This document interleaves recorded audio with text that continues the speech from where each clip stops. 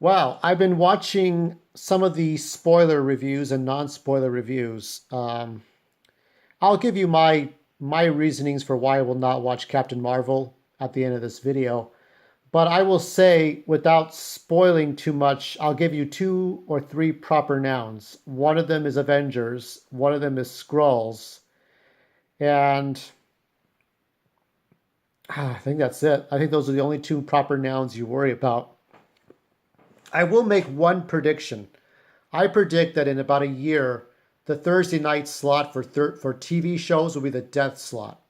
Because remember when people would, well, your parents would remember when Friday night shows were the thing to watch in the 1970s and 80s. Like, if you had a television show on Friday nights, people would watch, stay home and watch, but people go out on Friday nights. And now people will go out on Thursday nights because Thursday nights is a preview for the movie or to see the actual movie before it comes out. So I predict that Thursday nights will be the death slot in about a year. Prove me wrong. Just look at people are going to the movies. Prove me wrong. So yeah, Avengers, Skrulls, yeah. That's all I don't want to spoil it for you, but that's what I'm seeing from a lot of people. I just watched Tyrone Magnus's review. He is not a happy man. So, yeah. So let's go over the stunt crew. We have the stunt crew. So we have about three stunt coordinators.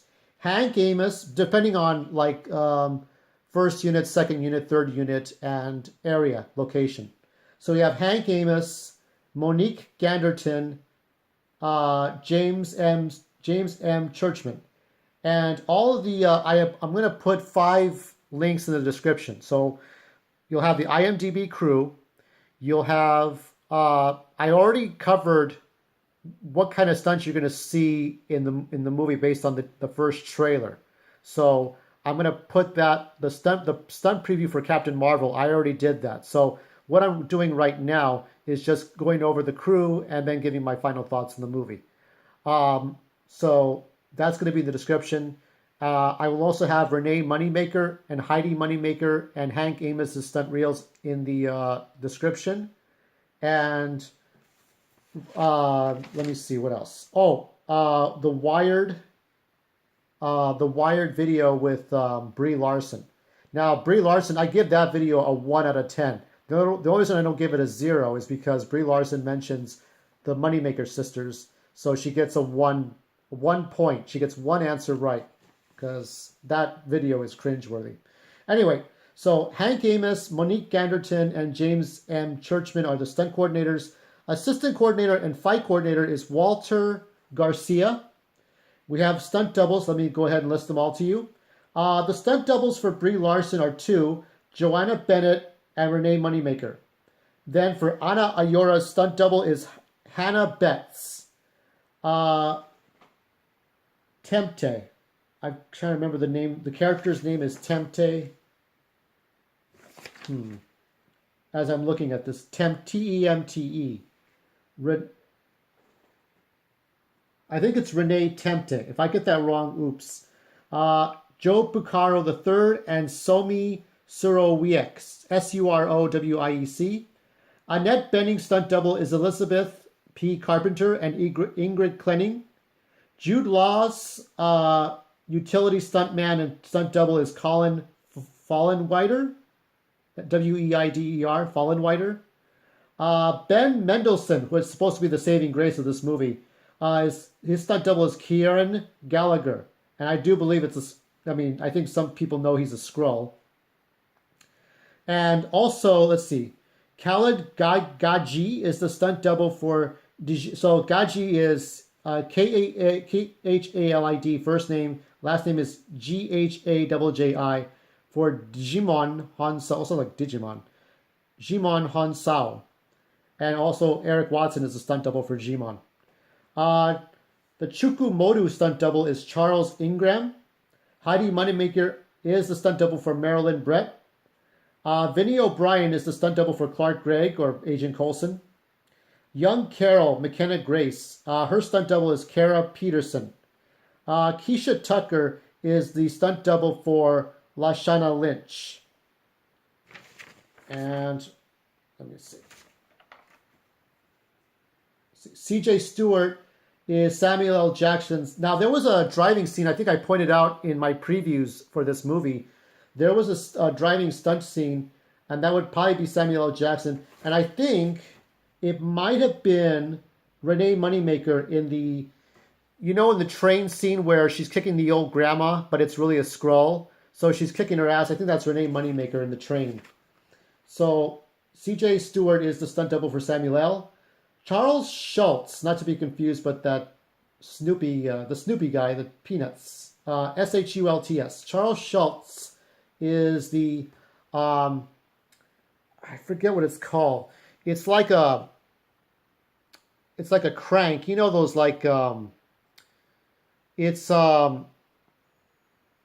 those chains you put on a big old crank, and you crank a chain with a hook on it. I forget. It's not utility, but it's something. It's a tool. I forgot. I'm writing symbols and not the words. That's stupid of me. But he's a stunt man for that particular tool. Cece Ice is the utility stunt woman, and she is also doing additional photography. Arturo Dickey is rigging stunts.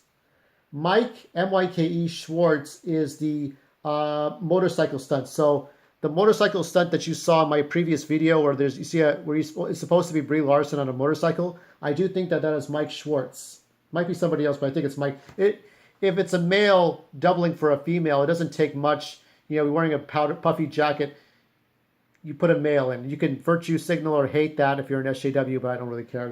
That's who did the stunt for the motorcycles.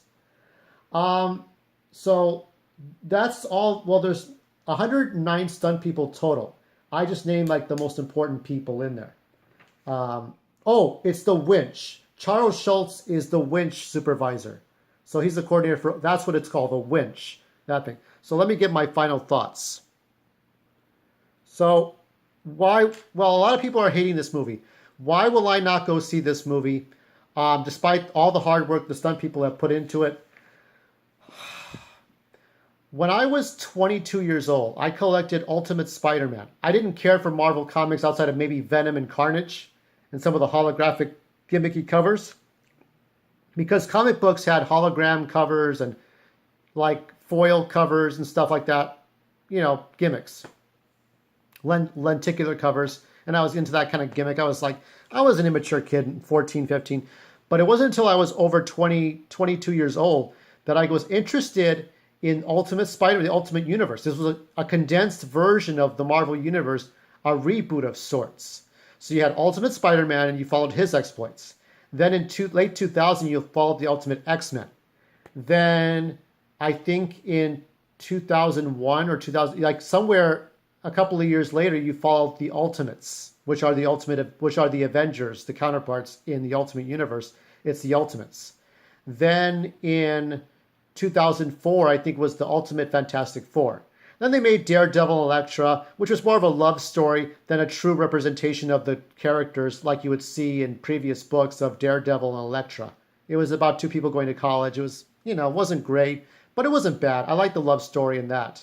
Then you had Ultimate Adventures with a poor man's Batman and Robin in that universe. Then you had, Fantastic Four, Ultimates, Spider-Man, X-Men. You did have an Ultimate Marvel, which was a Galactus trilogy of so many books in which Marvel was a man and Carol Danvers was just an Earth human who was sort of would be her future boyfriend. So Marvel would be boyfriend, girlfriend with Carol Danvers in that universe. And Nick Fury, before Samuel L. Jackson was even near the Marvel universe, the writers, including Brian Michael Bendis, had an idea of conceiving of I don't know who gets full credit, but somebody came up with the idea of a black Nick Fury, of a Nick Fury who would be either black or African American. Take your pick. Error has occurred. Well, yeah. Oh well, whatever. My system will now restart. That's what happens. I'm using a 3DS to show you the trailer, but whatever. But I'm kind of much done. But that's why I will not get into the Ultimate Marvel. I followed that Ultimate series from 2000 to about 2005, 2006, when Ultimates 2 was running late on books. Those were the days when it would take months. I mean, I think I showed you, look up Ultimates 2 and Maestro Drake, and you're going to see like stuff I showed you about the Ultimates 2.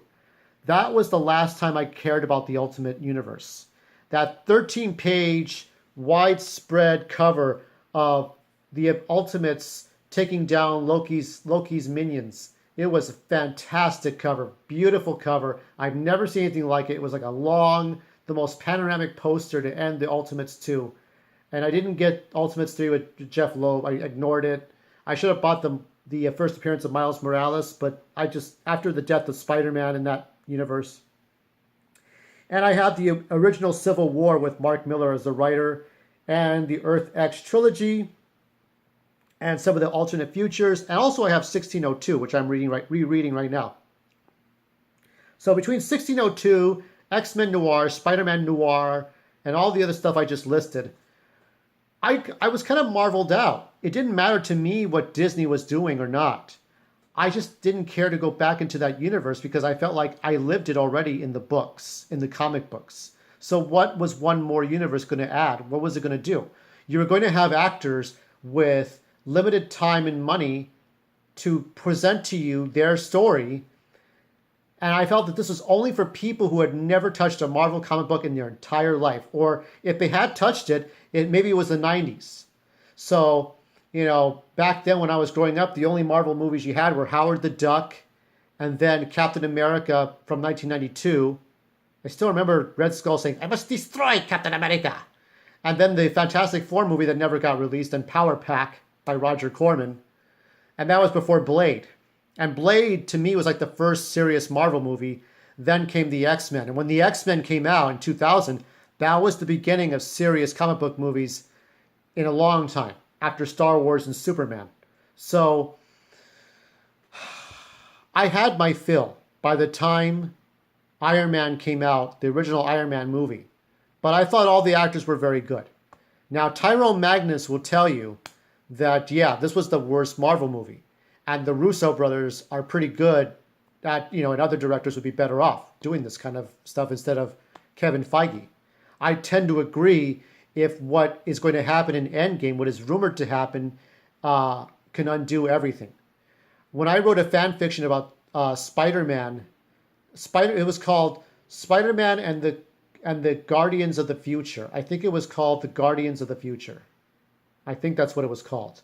It was basically, my fan fiction was an 8-year-old Spider-Man who never grows up in a Star Wars setting. So basically he was Luke Skywalker. And his Uncle Ben dies, who was one of the Rhinos, based on the Rhino from the villain from the movie. So there are no Spider-Man villains. Everybody on the planet is modeled after one of the enemies, like the lizards, the Electros, the Mysterios, the Rhinos. And so young Spider-Man, Reed Richards, a dying Reed Richards, like Ben Kenobi, gives him his spider, and he becomes Spider-Man. And he goes on the Fantastic Ship with the Fantastic Four to go and venture out and get pieces of Marvel, gold pieces, to become Cosmic Spider-Man, to take down Galactus, not Thanos, but Galactus, who resembles various animals in the Mayan god sense. Apuk, which is the Mayan god for death. So Galactus represented a Mayan god in outer space. That was my thing. So in that one, Spider-Man, not Captain Marvel, but Marvel had a hand in it. Spider-Man was the one that stops this cosmic chaos. Kind of like what happens here in a genuine Marvel movie. Because Spider-Man is the most recognizable icon in Marvel. If you took out Spider-Man, you have the other ones, but they're not as important as Spider-Man. Spider-Man, to me, is the most important character in all of the Marvel comics. And I think that's why Brian knew that, Brian Michael Bendis, the writer. So that's why he did Ultimate Spider-Man and all these other ones, because the dialogue was good, the characterization was good. Spider-Man is the leading character, with the X-Men trailing, and then the Avengers at third. And then everybody else is fourth or fifth or sixth, you know? So to undermine the importance of those characters with Captain Marvel, especially a female Captain Marvel, I'm not saying women should never be heard and seen. Of course they should. Rey, given better writers, Rey could be a great Jedi. But you can't Mary Sue all this shit. You can't. And while like Tyrone Magnus would say, and other people would say, given the right writers and given an actor a writing ability, yes, they can get to that point where they're achieving the most that they can. But at the same time, I don't fault Brie Larson for her time doing the movie. I fault her for the way they're promoting the movie, and even Samuel L. Jackson for giving into the Trumpisms, the Donald Trumpisms of people's questions. I don't hate Donald Trump for racism. As a Mexican, I hate him for giving into corporations. You'll see when the Democrats try to pass net neutrality again, which, by the way, I defend net neutrality. Okay, but corporations and politicians go like this, like hand in hand, and it's like Donald Trump represents corporations. He was a guy who owned his own corporation. So that's the real reason I don't like the man. But enough about politics and politicians aside. This movie tries to push its own politics. And what everybody will tell you, what Chris Stuckman will tell you, Jeremy Johns, that one blonde woman, I forgot her name. I forgot the blonde woman. The middle-aged blonde woman. You know who she is. It's that one that her face is in everything. All these other people, Tyrone Magnus, what they'll tell you is watch the movie for yourself. Make your own judgment. Don't let politics sway you. Don't let anybody tell you you cannot watch this movie because SJWs say so, or Jeremy from Geeks and Gamers say so, or that Star Wars girl. Make up your own mind.